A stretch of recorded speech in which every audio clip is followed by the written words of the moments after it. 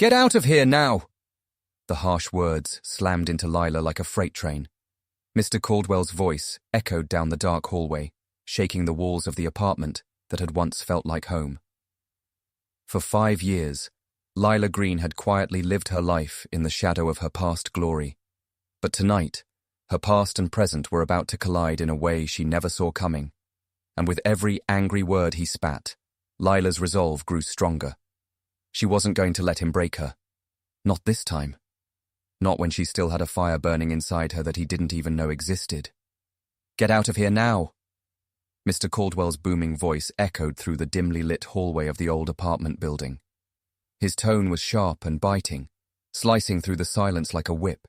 He stood there with his arms crossed, his rotund figure casting a long shadow. The man was known for his temper, and tonight, he was in rare form. His target? Apartment 3B, where Lila Green had lived for 5 quiet years. Lila cracked the door open cautiously, her dark brown eyes locking onto his.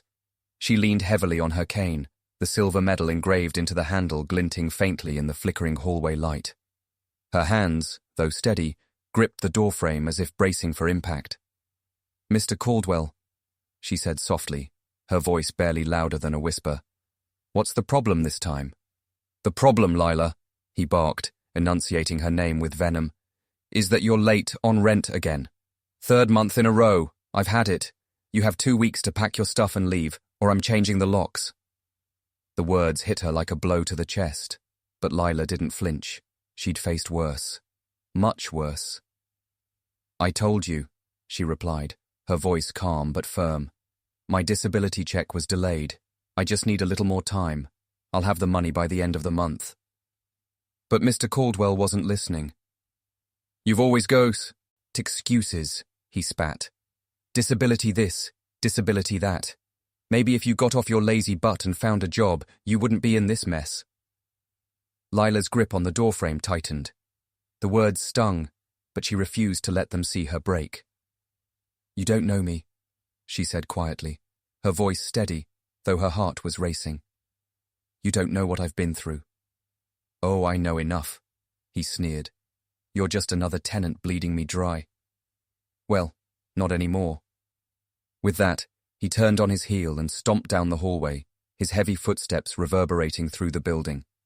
Lila closed the door and leaned against it, her chest rising and falling as she struggled to catch her breath.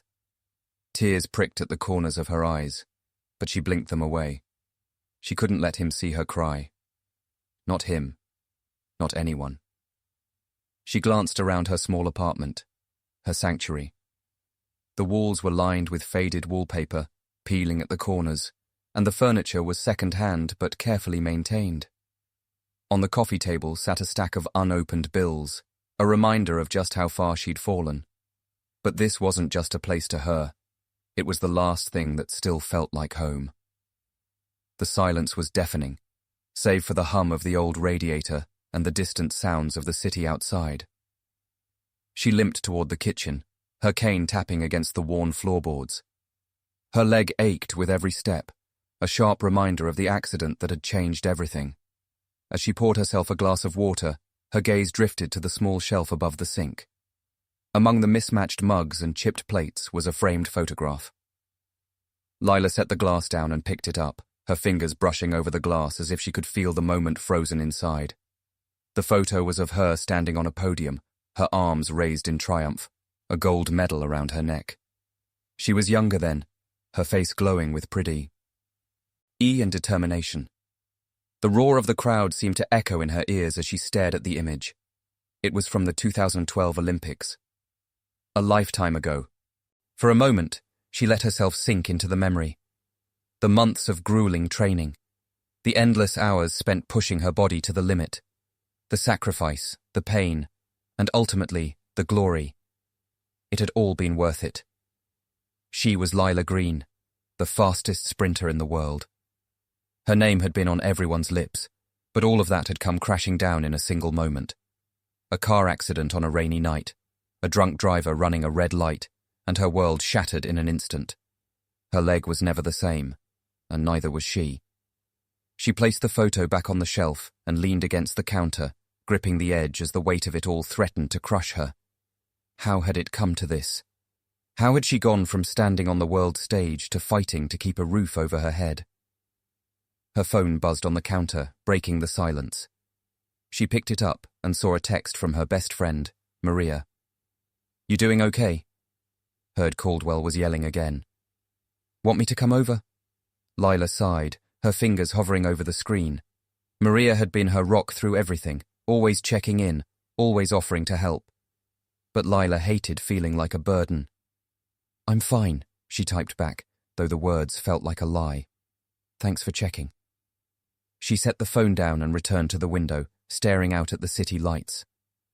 The world felt so much bigger than it used to, and she felt so much smaller. But deep down, that fire still burned within her. The fire that had carried her through every obstacle, every challenge, every heartbreak. She thought about Mr. Caldwell, about his words, his threats. She thought about the stack of bills on her coffee table and the notice taped to her door. She thought about the photo on the shelf and the life she'd left behind. And slowly, a sense of resolve began to take shape.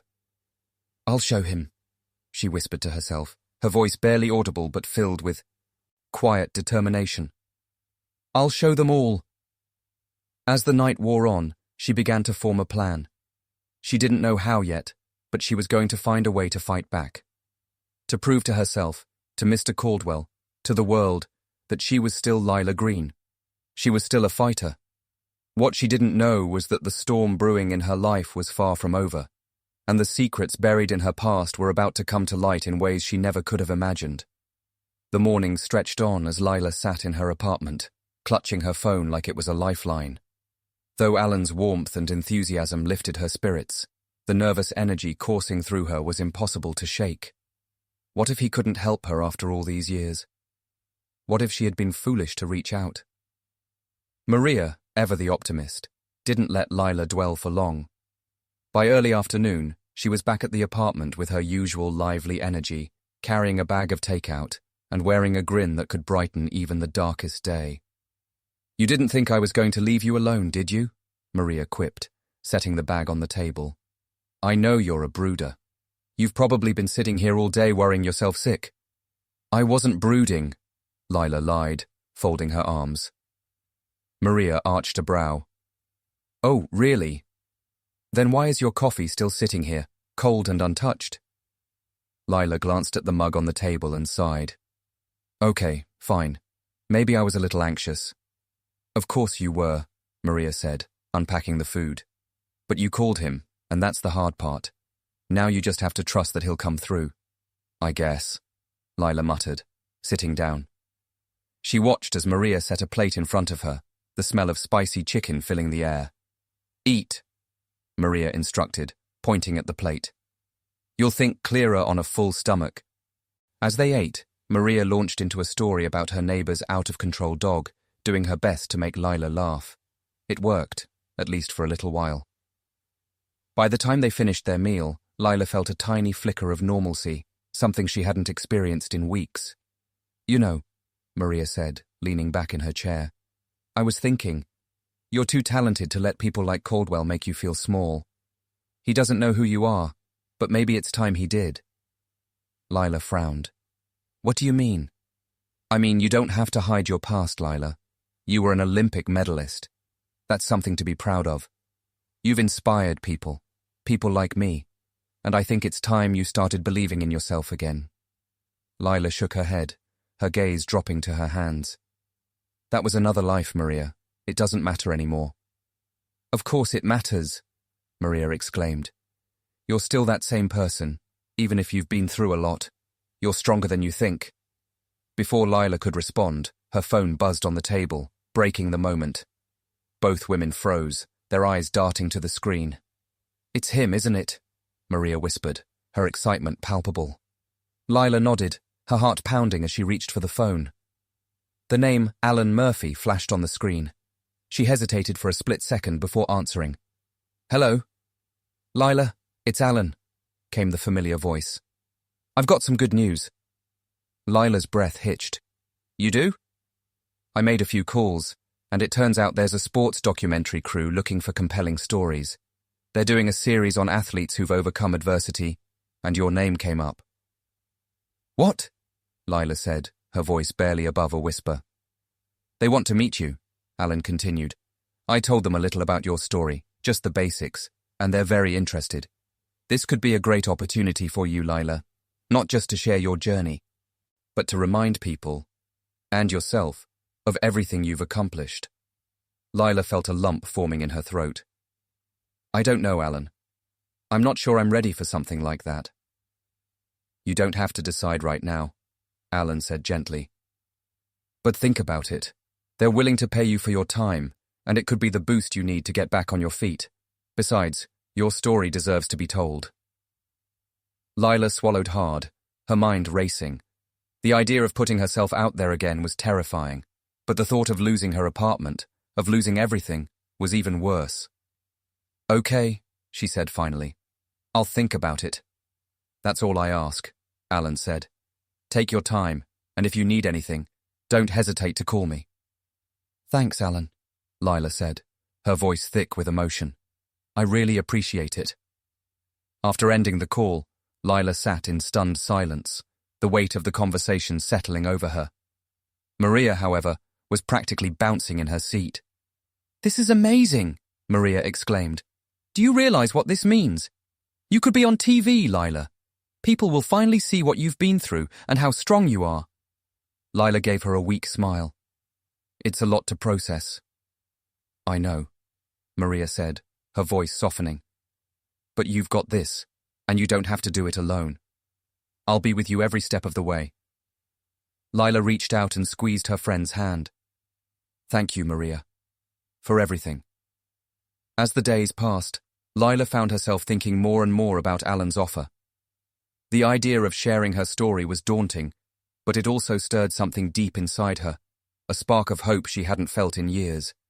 She began to imagine what it would be like to step back into the spotlight, not as the athlete she once was, but as the resilient woman she had become. But just as she started to feel a glimmer of optimism, Mr. Caldwell reappeared, his sour expression and booming voice shattering her fragile sense of peace. I see you're still here, he sneered, crossing his arms as he stood in her doorway. I have 2 weeks, Lila said firmly, her cane steady in her hand. I'm not going anywhere until then. Caldwell's eyes narrowed. We'll see about that, he muttered before storming off. Lila closed the door, her hands trembling. For the first time in years, she wasn't just fighting for survival, she was fighting for her dignity, her story, and her future. And no landlord, no matter how cruel, was going to take that away from her. Little did she know, the battle ahead would reveal truths she had long buried and uncover secrets that would leave even Mr. Caldwell questioning everything he thought he knew. Lila's heart was racing as she stepped into the small production studio Alan had arranged for her meeting with the documentary team. Her cane tapped against the polished floors as she moved slowly but deliberately, her mind a whirlwind of nerves. Maria had insisted on coming with her for support, and now sat in the waiting area, flashing her a reassuring thumbs up as Lila entered the room. Inside, 3 people sat behind a long table, each of them smiling warmly as she approached. A woman in her mid-40s with cropped silver hair stood to greet her, extending a hand. Lila Marks, she said with a grin. It's an honor to finally meet you. I'm Christine, the director of the project. Thank you, Lila said softly, shaking her hand. The other 2 introduced themselves, Sam, the producer, and Maya, the lead writer. And after a few pleasantries, Christine gestured for Lila to take a seat.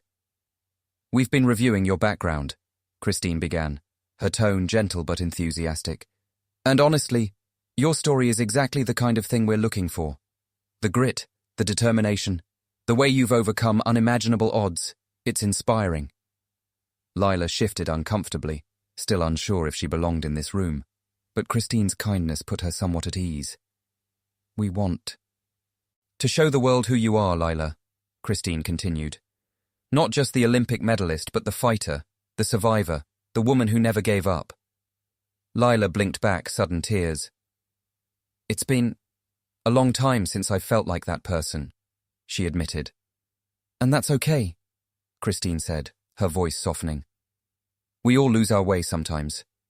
But your story is far from over, and we want to help you tell it. Over the next hour, the team walked Lila through their vision for the documentary, asking questions about her childhood, her journey to the Olympics, and the challenges she faced after her injury. At first, Lila's answers were hesitant and brief, but as the conversation went on, she found herself opening up in ways she hadn't expected. She talked about the grueling hours of training, the sacrifices her family had made to support her, and the overwhelming joy of standing on the podium, a gold medal around her neck. She also spoke about the accident, the endless surgeries, and the crushing depression that followed. By the time the meeting ended, she felt as though a weight had been lifted from her shoulders. Christine smiled as she gathered her notes. Thank you for trusting us with your story, Lila. We'll be in touch soon with the next steps. As Lila left the studio, Maria was waiting for her with open arms. How did it go? She asked eagerly. It went better than I expected, Lila admitted. They want to move forward with the documentary. Maria squealed with delight, pulling her into a hug. I told you, this is going to change everything, Lila. I can feel it. But as they made their way home, Lila couldn't shake the feeling that she wasn't just stepping into the spotlight, she was stepping into the unknown. 2 weeks later, filming began. The crew set up in Lila's apartment, transforming her modest home into a bustling hub of activity. At first, Lila W.B. was overwhelmed by the cameras and microphones, but Christine's calm demeanor helped her feel more comfortable. As the days went on, Lila began to rediscover pieces of herself she thought she had lost forever.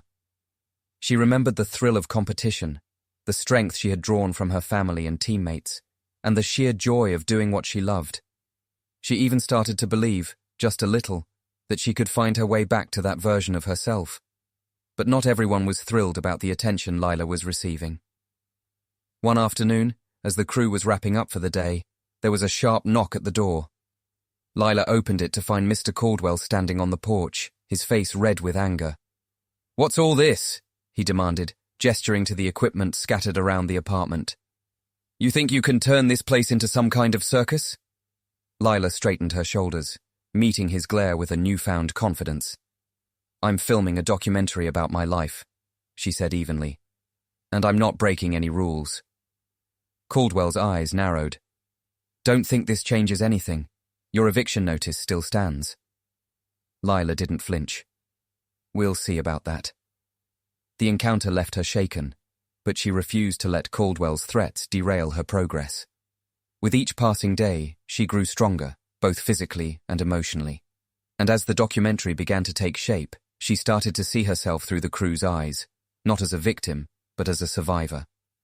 The turning point came during an on-camera interview when Christine asked a question that stopped Lila in her tracks. "What would you say to the people who've doubted you?" Lila hesitated, her mind racing. She thought of Caldwell, of the doctors who told her she'd never walk again, of the voices in her own head that whispered she wasn't enough. Finally, she looked into the camera and said, "I'd tell them they were wrong. I'd tell them I'm still here, and I'm not done yet." The room fell silent, and for the first time in years, Lila felt truly free. The documentary aired 2 months later, and the response was overwhelming. People from all over the country reached out to share how Lila's story had inspired them. Donations poured in, enough to cover her rent, and then some. And perhaps most surprisingly, Mr. Caldwell showed up at her door one evening, a sheepish expression on his face. "I saw the documentary," he admitted, shifting uncomfortably. "I didn't know. I didn't realize what you've been through." Lila crossed her arms, waiting for him to continue. "I'd like to offer you a new lease," he said finally. "No rent increase. And I'm sorry for how I treated you." For a moment, Lila considered turning him away, but then she remembered the words she had spoken on camera. "I'm not done yet."